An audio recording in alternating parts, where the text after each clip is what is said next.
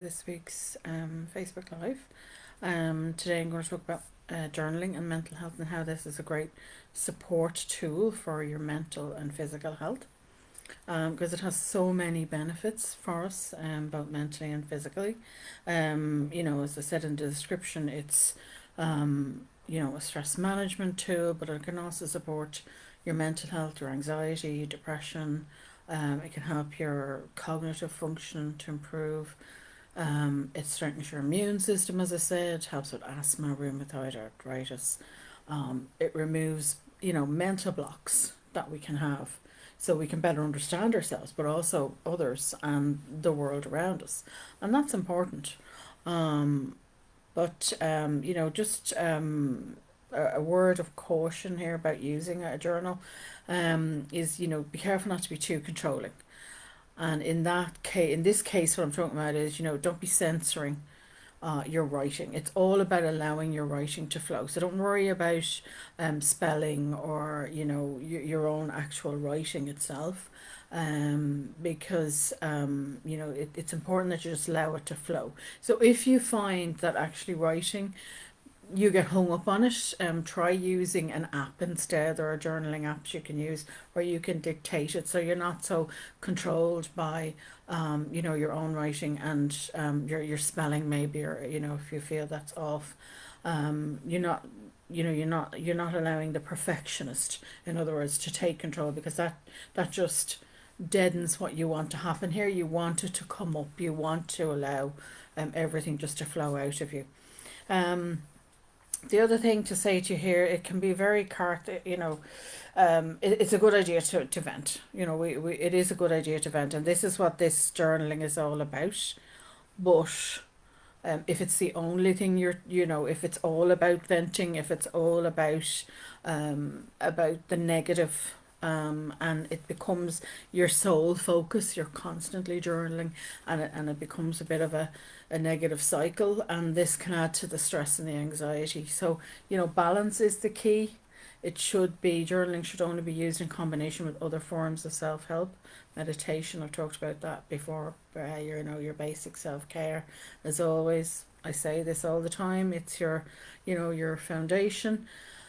But if you find that it's too much for you and you're focusing too much, and the journaling is causing you to focus too much on the negative, then please seek professional help. If you've suffered trauma in any way, of course, always go and seek professional help.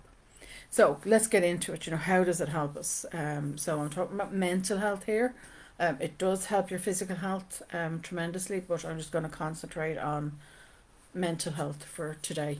So the first thing is, it helps you to clarify your thoughts and your feelings, because what you're doing with the journal, even if it's an online app and you're dictating, it's helping you to tackle all the jumble that's inside of you. You're not shoving it down, you're not keeping it locked inside of you. It's allowing you to get it up and out, and to help you, make sense of what you want and how you're feeling. So take some time daily to make a note of your thoughts and feelings, and this will aid you to get in touch with your wants, your needs, your thoughts, your feelings. If you can record physical symptoms as well associated with those thoughts and feelings, and also your behavior, your own behavior, what went down, that's also excellent. The key here, though, is don't edit it. As I'm going to keep going on about this, is not to edit. Do not edit what you're writing down. Get it down, all of it down, warts and all, because you need to be honest with yourself here.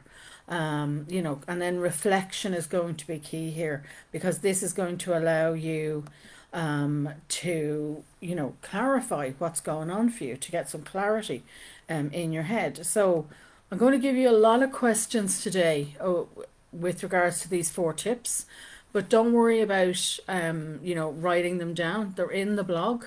So, it's in the description, the link to it, so you can go and get the questions there. There are a lot of questions here.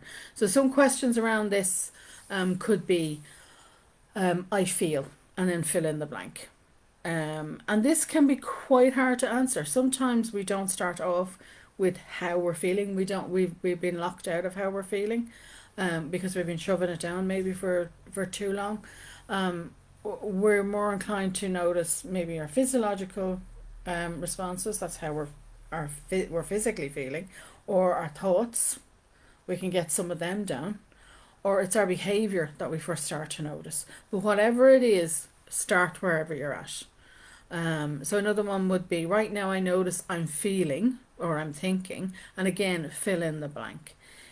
As I said, even if you notice just the physical feelings you have right now, what physical feelings do you have in terms of, your stress or your anxiety, etc. Another question you can ask then is, is your inner voice and feelings trying to tell you something? So, get up whatever it is and write down whatever it is. But in reflection then, answer that question. But try to be specific here. So what is it? What is it trying to tell you? Another question would be, what are you putting up with? This could be people or something that you feel you should or shouldn't have to do. You're being forced to do it here. Another question would be, what personal habit or trait might need changing? Is there something you really need? Oh, you're starting to feel very uncomfortable. I've talked about the stages of change before, so there is a video on that if you want to check them out. But we start to feel, something has to give here, something has to change. And sometimes that's us. Maybe it's a personal habit or a trait that needs to be changing. But sometimes we can then avoid it because, it's helping us to cope with the situation or with someone. Again, be honest with yourself until you can get awareness around this and are honest with yourself about this. You can't change it. Another question you might like is, are there any other areas of my life I am avoiding looking at? Sometimes, we can be very good at avoiding an area in our life that we don't want to look at because it's too painful or it's too difficult. We feel it's too difficult a situation, to deal with. And a lot of times that's our own fear. If we reached out for help, we could tackle it. They're parts of your life you would like to change, but again, for whatever reason you're avoiding looking at them. Another question here would be, who am I being in my relationships? And that's all your relationships. Sorry, tongue tied there. All the relationships in your life. It could be work, it could be family, it could be friends, it could be with the neighbours. What's going on? What's going on in your life that's causing you the stress, the anxiety, depression, or whatever it is that's going on for you? But who are you being? What's your part in this? It doesn't have to be an intimate relationship, as I said. It could be with your partner. It could be with the kids. So, but what's your role in this? And that's something we do tend to avoid. We always focus on the other person and what they're doing wrong, but we forget there's two halves to this. Another one, another question you might need, and it might be a follow-on to that one, is, are there people in my life I need to avoid or minimize contact with that are causing my, overthinking, my high stress, my anxiety, or any other cognitive distortion? Maybe they trigger your perfectionism. Maybe you're grand in other areas of your life, but you go to work and you have a very demanding boss or colleagues who are always dumping on you. Again, what's going on there? Do I need to start, cutting back on this? Do I need to do something here about this situation? Another one here on this one, this will be the last question in this area, would be, what am I bringing to all my relationships? Again, all the relationships. So what am I bringing? The other one was, who are you being? This is, what am I bringing into it? What am I bringing to the relationship? And a lot of the times we don't give ourselves credit for what we're doing for other people and how we impact others. We think we don't impact others, when in fact we can be very impactful on other people's lives. So something you might want to have a think about there. They're not easy questions to answer, I think. So number 2, and as I said, there are journaling questions throughout this whole thing. Again, they're in the blog, so you don't have to worry about writing them down as we go through the video. 2, journaling helps you to get to know yourself better. Well, from all those questions I've just called out, yeah, you would get to know yourself and your life a hell of a lot better. At least in that case, it's your feelings and your thoughts, but allows you, to get to know the real you, become more aware of you, and clear about the different situations and different people you have in your life. What makes me happy and sad, or what do I dislike, what do I like, what do I fear, you know, or, where can I find peace, or where do I get my peace from, or my happy moments from? As I call them, magic moments. Where do I get those? So it heightens your self awareness, and it allows you really to find out what you need and want. So when we find that out, then we can start asking for it. We can start asking it of ourselves too. It's not just asking somebody else. It's what am I asking of myself? Am I asking myself what I need and what I want? Sometimes it's not about out there. It's about us. Again, don't filter your writing, and be honest with yourself. This is the key here. Don't filter it. So questions that you could ask in this area would be, am I reaching for the best I can be? Now, there is be careful here with this one. This is one you have to really be careful about, particularly if you are a codependent and a perfectionist. And again, I've talked about both those types before, so do check them out. Are there things I've always wanted to do but have been too afraid to try? Okay, so something you might want to discover about yourself. Why are you afraid to try them? Are they a step too far? But is there a way of taking a baby step in that direction? What do I consider my personal strengths? Do you know what your personal strengths are? A lot of the time we would be very happy to point out other people's personal strengths, but again, we write off our own. We don't even acknowledge them. Sometimes we don't even know them. So it's important that you get to know yourself, get to know your values and your strengths and that. Are there things I would do in my wildest dreams if money was no object? This is a great one to do every so often, this question, to answer it. And ask yourself, what would I, in my wildest dreams, if I won the lotto, what would I do? And the answer then would be, well, is there any way I can get some way towards that? A lot of the times if we really, really write it out, if we sit back and think about it and really write it out and don't filter anything in, and then start to examine what we already have, it's a good idea then to see, okay, well, maybe I could get that, but I don't really need as much money as I think. I don't need a lot to get that, to go there. And we can shift. It helps us kind of shift goals and shift out of our comfort zone. What pleases and delights you? So think about pleasant events. As I said, what brings you peace? What brings you your happy moments? What are you grateful for? Who are you grateful for? And that's very important. Again, put yourself on the list, and do try and acknowledge yourself as much as you do others. What scares me is a question. What would be a too big a step outside of my comfort zone? And could I try something smaller instead? So a few questions there around that. How has my life changed for the better in the last 3 years? Well, guess what? We had a pandemic, so everybody's life has changed in some way, shape, or form. Everybody has been impacted, and your life has changed. Whether you wish to acknowledge it or not, it has. And even if we hadn't had a pandemic, you still would have had some change in your life in the last 3 years. So, maybe a point here would be like, are there some areas that have been more affected than others? Do I need to reach out for help? Am I still struggling? Things you need to think about there. In my life right now, who am I being? Who am I being? You've got, again, you're bringing it back to yourself. And what is going on for me here, right now, in this moment? What's going on for me?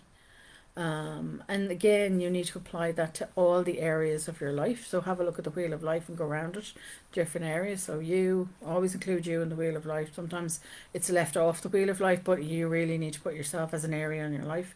Your finances, your home, your family, your career, your health. You go around it all and have a look and see. So number 3, it reduces stress levels. And also, as I said, it has other implications too for anxiety and depression as a support tool there. It's very good for that and for other mental health conditions as well. So, writing about the stress and what's causing you the stress and the emotions associated with it, this helps to relieve the intensity of those emotions. So it can help or prevent you from feeling stuck. And it reduces procrastination, it reduces catastrophizing about the situation or other negative cognitive distortions that are coming off you. And it also helps you to not stuff down the feelings if you have a habit of doing that, and allows you to bring it up. So therefore it aids you to feel calmer, better able to stay present in the moment, and helps you feel lighter and less stressed then as a result. So sometimes too, when we're writing it down, when we're using that idea of flow, we can get better clarity. So now we can see, are there solutions? Maybe we weren't focusing on the right problem, or we were too focused on on a wrong solution. But when we get it down on paper or get it up and out of our head, then we can actually see it, and we can say, okay, this is beyond me. Maybe I need to reach out for help, or yeah, you know what, I haven't been focusing on the right area at all. This is where we're going to find our solution, and you go from there. So sometimes that will help. Again, questions you might like to ask here would be, what exactly is the problem? Is an obvious one. That's causing me to feel stressed. Maybe it's a person. So what, who exactly is the problem? Is the problem down to the people in my life? And what I mean by that is it all down to them? Is it all down to other people? It may be, but again, what's your part? What are you playing in this?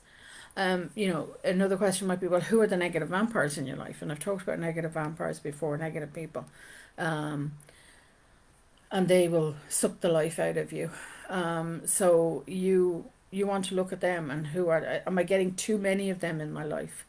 Why can't, you let them go? Another question might be, what's an important lesson I can learn from this experience? It's important that we learn what we need to from different experiences. Even if we think it's a failure, if you can reframe this into thinking it's not a failure, it's a learning experience, it's going to be better for your mental health. Have you experienced a similar situation before? It doesn't have to be exactly similar, but have you done this before, and how did you handle it? Reminding yourself about that sometimes can help you be able to cope better with the situation, but also come up with another solution. Is the situation a boundary issue? An awful lot of times stress will be because of, boundary issues, but again, we forget to check, so when was the last time you checked your boundaries? Were they healthy? Am I setting healthy boundaries with myself first and foremost, and then with others? Who can you ask for help, support, or advice from? Again, I've talked about it before. Positive support systems are vital for everybody on this planet. We need them in our life on a daily basis. So, who can you reach out to? And there's so many people that go into that support system that we don't talk about. And there's a link out to that blog and video in from the original post for this one. So do check that one out as well. Another way that you might want to look at it is, have I ever behaved assertively? Maybe you feel you aren't being assertive. Maybe it's fear holding you back, and you're not being assertive and again, this is about a boundary. So if you've done it before, you can do it again. And how did you feel? How did you act? What did you do in that situation? What was the outcome? So have a think about that. A question around stress would be as well, I would put in here, would be, what does your life-work balance mean to you? And the emphasis here is on life-work, not work-life. Because life should always come first, not work. So, you know, even if you are a stay-at-home parent, or if you're retired, if you're not working, again, it's about finding balance for you too. So think about that. What does this life balance mean for you? It's important. Sometimes we forget, we lose track of where we are. We stray off the path, if you like, and we need to remind ourselves, no, this is what I want. This is what I need in my life. And number 4 is, you know, we can solve problems more effectively. I've kind of hinted at this already. So problem solving is, you know, a left brain activity. Typically, it's an analytical perspective that we need. But sometimes we need to be more creative, and that's a right brain, more intuitive side. And sometimes we need that for problem solving. We need that. We need to step back in order to see the solution better. So journaling can help you do this, because, you know, it unlocks your ability, your right brain activity ability better. So it's about practicing this, and you know, it builds the muscle of this this kind of right brain intuitive thinking. And this is important because we can't just always be analytical, we are logical. We need the emotion. We need to get in tune with ourselves, and to trust that. So, you know, it's having both perspectives. Sometimes it's having a different perspective to call on can bring up solutions for us, and that's important. So again, important, I'm going to re-emphasize this, do not filter your words here. Sometimes when we start off writing, and I talk about this with brain dumps in particular, it's something I recommend you do every night, is, you know, you get everything out, and the first lot of stuff that comes up will be, you know, the to-do list, the shopping, appointments that's playing on your mind, a call you need to make, maybe that's on your mind. And then after that, all the immediate stuff that's just here will allow then the rest of it to come up after the first couple of minutes, and that's when you'll get the better flow of the writing. Even if you're dictating into an app, you'll find that the flow comes after a few minutes. So questions that you could ask yourself around this one is, you know, what problem am I facing exactly? Stick to the facts here on this one. Am I looking at the real problem? I've hinted at this already. Sometimes we're not looking at the right solution because we're not looking at the right problem, or we're not looking at it, you know. So stating the facts and keeping it to the main points can help you see the real problem here.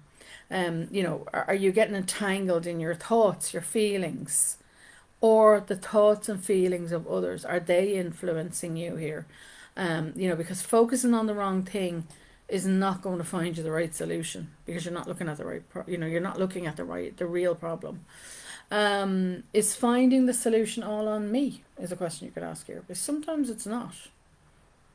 Sometimes it's a team, sometimes it's with your partner, sometimes it's a family problem, but we think we have to take it on.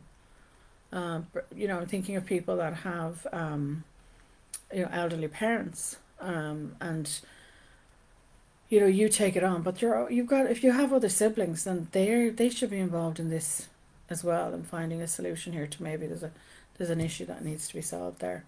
So, you know, who can you ask for support, help and advice from? Again, positive support system can help you. Don't forget your doctor is on that, and if you have a therapist, they're on that too, in that list. Another important one to if you're looking for, you know, problems and solutions, is how do you cope with failure? Being honest with yourself around how you're coping with failure. You know, so if I do fail, what happens? My thoughts, my emotions, my reactions. You know, what happens? Not everybody deals with stress in the same way.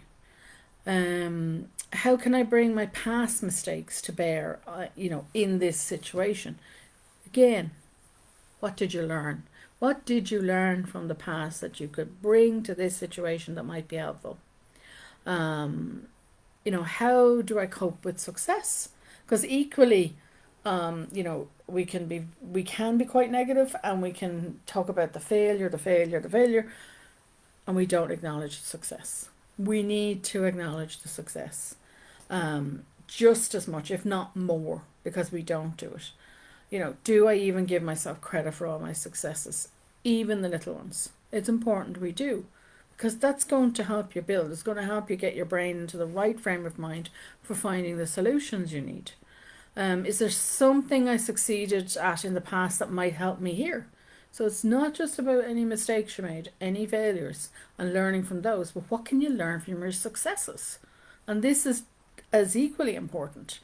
Do you have a problem-solving step process?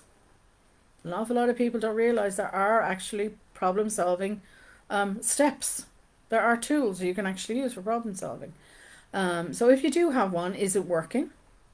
Or do you need some out of the box kind of thinking on this problem? Is it beyond you? So maybe, getting people even that aren't involved in the problem to brainstorm with you.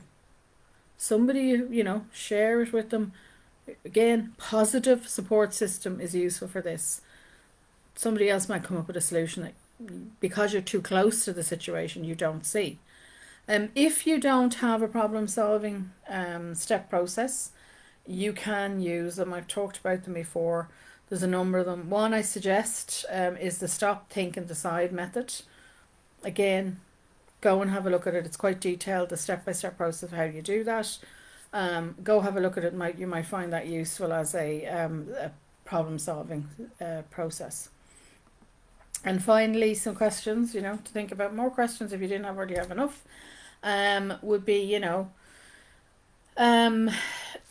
when you've written, even if you're not answering the questions, but it's always, good to review what you've recorded or what you've written down. So, have a think about and reflect back on and challenge, because an awful lot of the times the thinking needs to be challenged in order to get things changed. But other questions, you might like to ask that I thought would be of use to you would be, what is still important or relevant in your life now? Sometimes we can be, dragging or holding on to goals or people or things that are no longer relevant or important to us anymore. Maybe they need to be let go of once and for all. Or maybe we simply need to put them in a parking lot, what I call the parking lot, for now. Just park them and leave them there. And you can look at them again in a year. But for now, you're not going to think about them. So, are there things, people, goals you're hanging on to that are no longer fitting your life would be the question there. Perhaps you see you can delete something immediately. Can you delegate? This is important, What can you delegate to somebody else? What can you hand back to someone who's really responsible for it? Again, particularly if you're very stressed, what's on your to-do list? Doing a review is important in order to reduce your stress level. So what are you keeping on that to-do list that you could delete, delegate, or hand back to the person who's really responsible for doing it? So put things on your not to do list, or your not responsible, not my responsibility list. You can create one of those and just have a continual one that you write up, or a not to do list. I'm never doing that again. So write it down, have it there, remind yourself, is that on my not to do list? So go have a look at it. So that's it for this week. An awful lot of questions. I do realize that's an awful lot of questions, and as I said, they're in the blog. You can have a look at them, use whichever ones you want, but always remember to please reach out for help if you need it. This is just for informational purposes. It shouldn't be used in lieu of therapy. So I'll leave it there. Just to let you know, I'm taking a couple of weeks of a break for August. I'll be back in the second half of August with more blogs, more podcasts and more videos. So take care, enjoy your summer holidays, and I will talk to you all when we all get back in the middle of August. See you then.